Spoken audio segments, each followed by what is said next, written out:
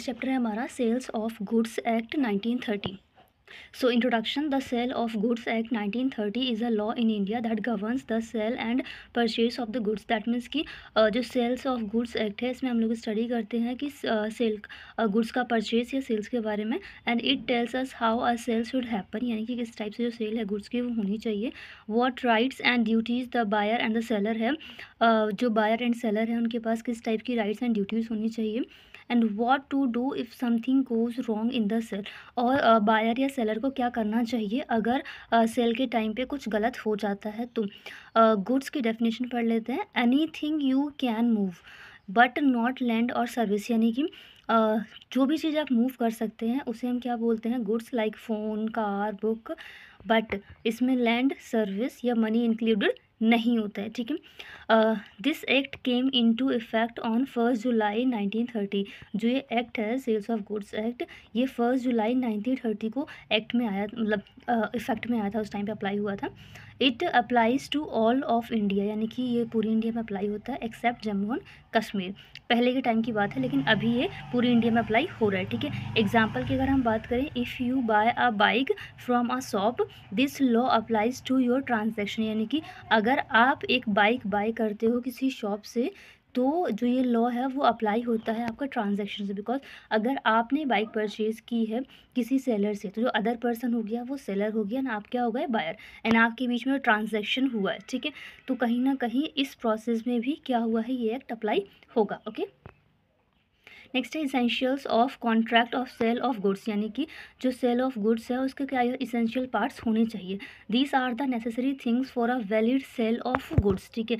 यानी कि अगर आपका जो सेल्स ऑफ गुड है अगर वो वैलिड होना चाहिए तो उसमें क्या क्या पार्ट्स होने चाहिए। फर्स्ट थिंग क्या है, two parties, a seller and the buyer. जब भी आप बात करते हैं कि सेल ऑफ गुड्स में एटलीस्ट टू पार्टीज़ इन्वॉल्व होनी चाहिए। एक पर्सन होगा seller and the other party will be buyer. Okay.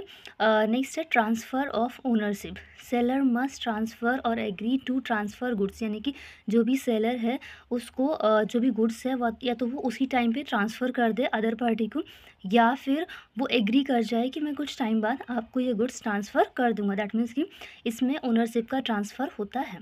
ठीक है। थर्ड पॉइंट होता है goods, the subject must be movable goods. तो गुड्स की डेफिनेशन ही बोलती है कि वो क्या होना चाहिए, मूवेबल होना चाहिए। ठीक है, तभी हम उसे गुड्स बोलेंगे। ओके। नेक्स्ट है price, there should be a price, means आप जो भी गुड्स बाय कर रहे हो या आप सेल कर रहे हो उसका एक प्राइस होना चाहिए।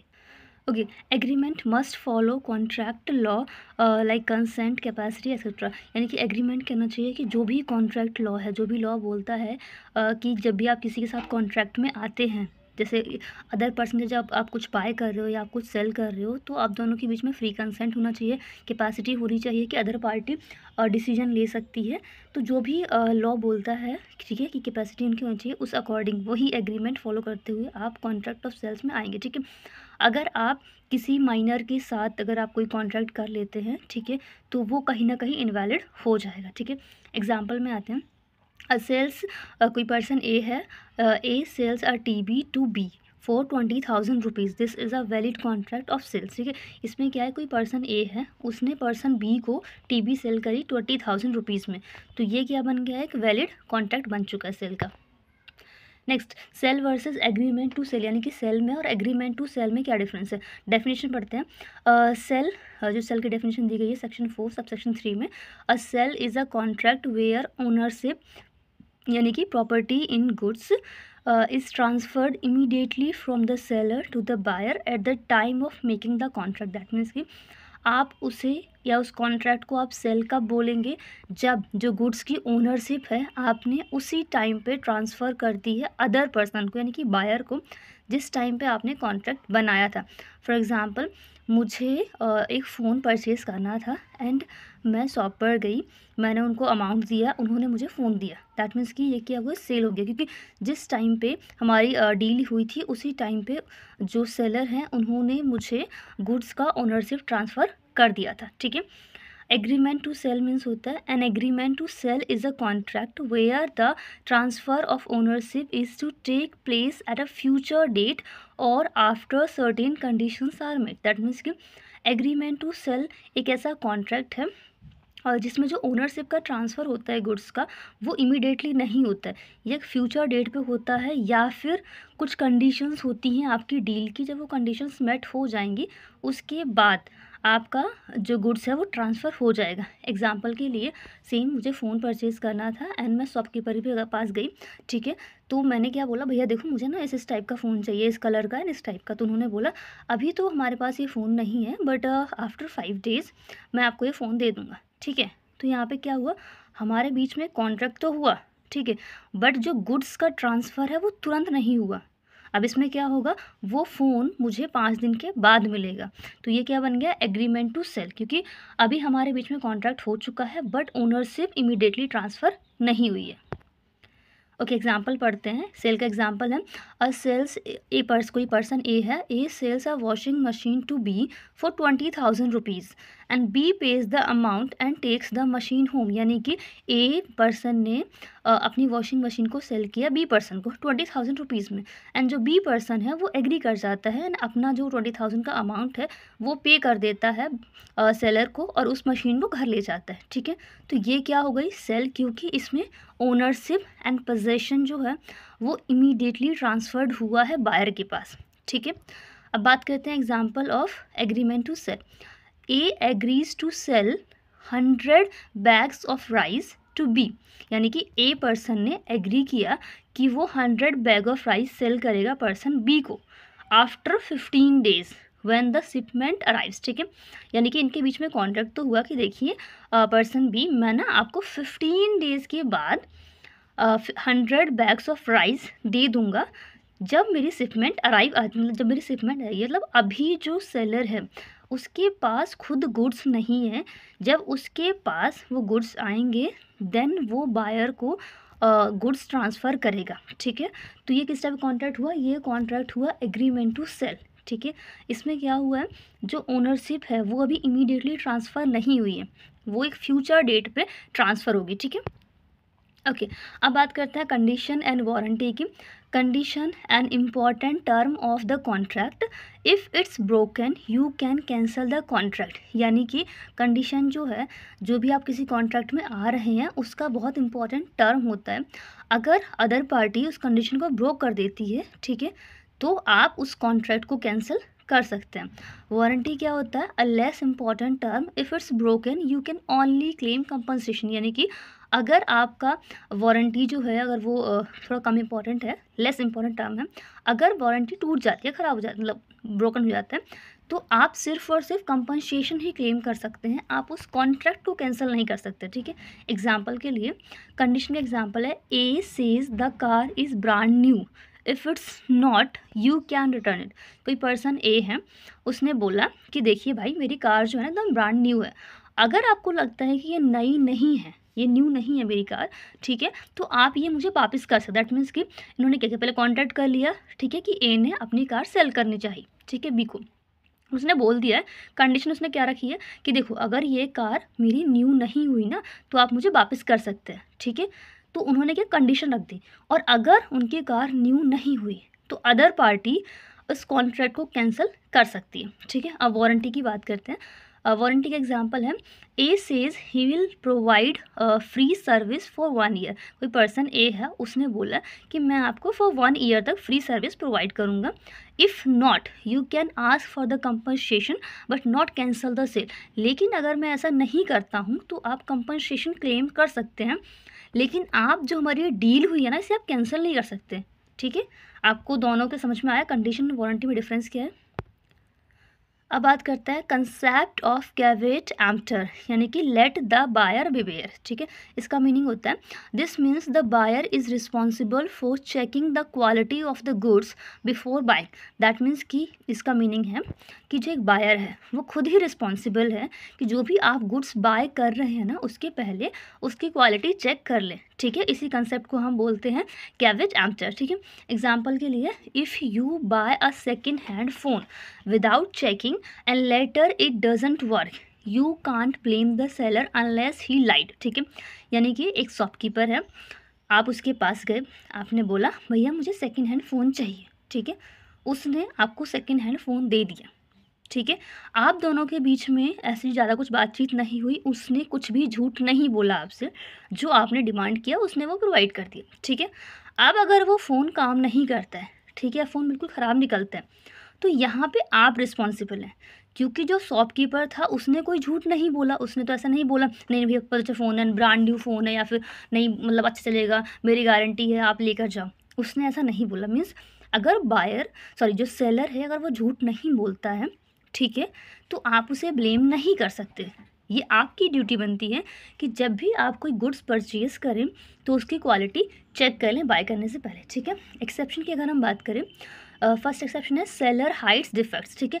अगर सेलर खुद से ही डिफेक्ट को हाइड करता है, फॉर एग्जांपल जो आप सेकेंड हैंड फ़ोन लेने गए थे, वहाँ पे जो सेलर था ना उसको पता था कि ये फ़ोन ख़राब है, बट उसने क्या देखा, मासूम सा इंसान है, कोई दिक्कत नहीं, इसे हम दे देते हैं, ठीक है। तो उसने जो सच था उसको छुपाया, उसने डिफेक्ट को छुपाया, राइट। तो यहाँ पे एक्सेप्शन बन गया ये।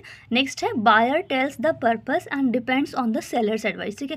अब बायर ने क्या बोला, भैया देखो मैं ना स्टूडेंट हूँ, तो मेरे पास इतने पैसे नहीं है, मेरे पास जस्ट 10,000 रुपीज़ हैं, मुझे उसमें एंड्रॉयड का अच्छा सा फ़ोन चाहिए, सेकेंड हैंड चाहिए, ठीक है।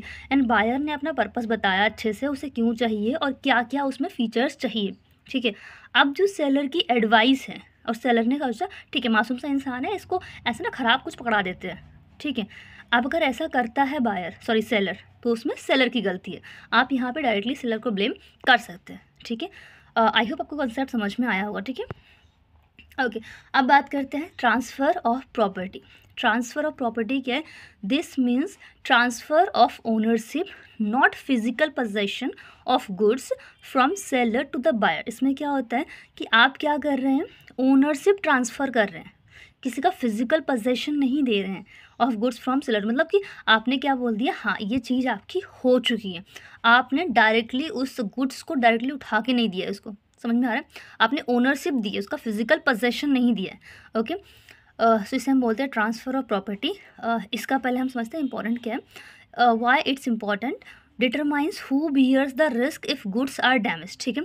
इसका रीज़न ये होता है कि अगर गुड्स डैमेज हो गया, ठीक है, तो उसको जो रिस्क है वो कौन बियर करेगा। नेक्स्ट पॉइंट है helps in knowing when the buyer can sue someone if something happens to the goods, ठीक है। ये भी जानने में हेल्प करता है कि जो बायर है वो किसको और कब सू कर सकता है अगर उसके गुड्स के साथ कुछ गलत हो जाता है, ठीक है। एग्जाम्पल के लिए, if you buy a fridge and it gets damaged after the sale is completed, the loss is yours. that means कि आपने क्या किया, एक ब्रांड न्यू फ्रिज लिया एंड शॉप से आप बाहर ले जा रहे थे, अचानक से स्टेयर से आपका पैर स्लिप कर गया, ठीक है।